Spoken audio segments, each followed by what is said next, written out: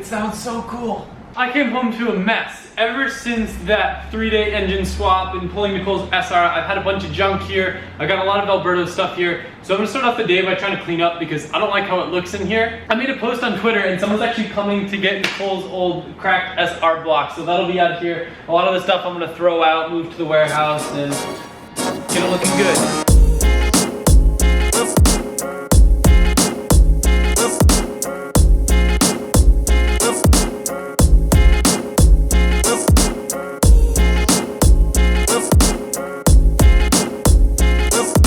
Today's the day you've all been waiting for. We are going to work on the S15. Except it's probably not what you're expecting. So I think I've mentioned before that I'm probably gonna end up selling the SR that's in this, or potentially using it in another car, maybe even my car down the road. So what I wanna do first is just get the car like drivable, so I can make sure the SR is healthy, make sure everything like is okay with it, so in case I do end up selling it, I'm not selling someone like a crappy engine. Interesting fact, in case you don't know, S15s are pretty much identical to S14s underneath, so a lot of the suspension components are interchangeable, which is gonna make it way easier to get parts for this car, which I was initially worried about. This car is missing a center piece from the exhaust, so I'm just gonna throw one on from Nicole's old SR real quick, because why not? It's so nice how everything's interchangeable. It's actually 2 p.m. right now, and Alberto just messaged me saying that he just woke up. I have to beat him up too, because he didn't film the video that he said he was gonna film.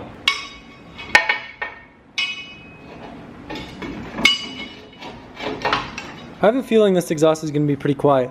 Let's find out.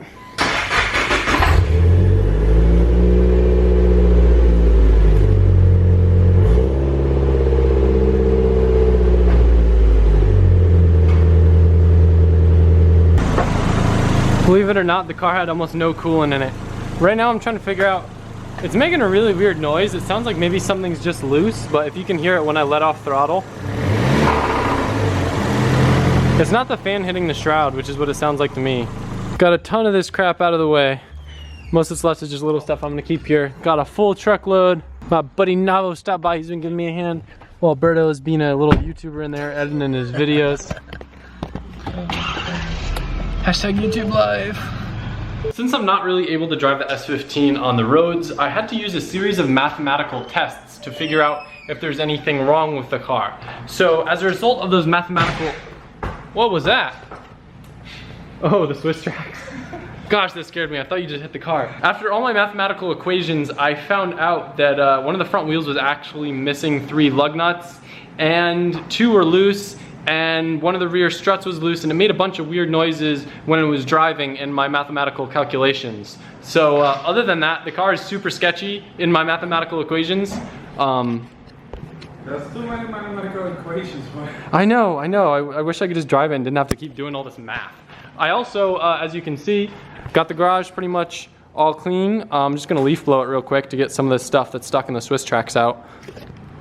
That noise that the S15 was making was actually the drive shaft hitting the exhaust, that weird rattling noise when I was revving it, so I'll fix that. Alberto started looking at the wiring yesterday for Nicole's speedometer and why it didn't work, and I guess it's a complete mess. I tried checking continuity from the output signal from the converter box to the cluster after browsing through some diagrams, and it doesn't have continuity, so there was no way it was gonna work. So I ended up tracing the wire, but I'm still not getting it to work. I tried the different clusters, so I ruled out that the cluster was bad.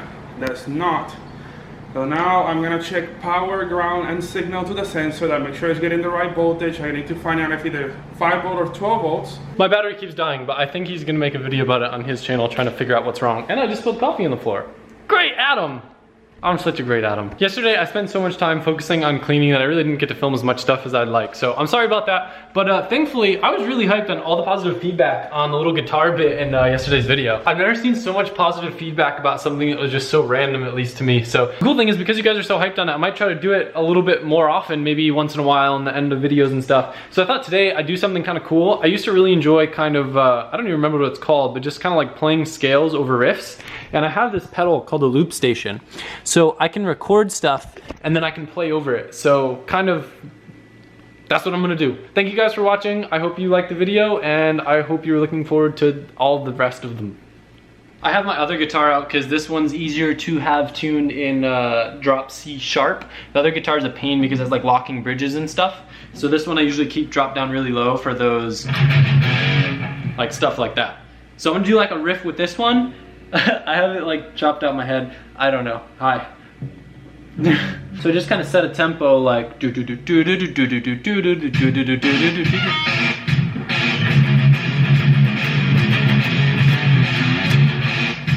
A little too fast. All right, let's do this.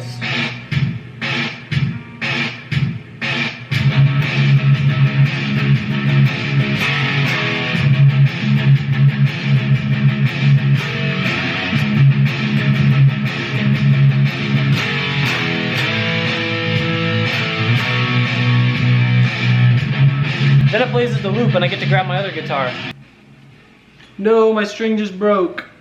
I have to steal one from this guitar.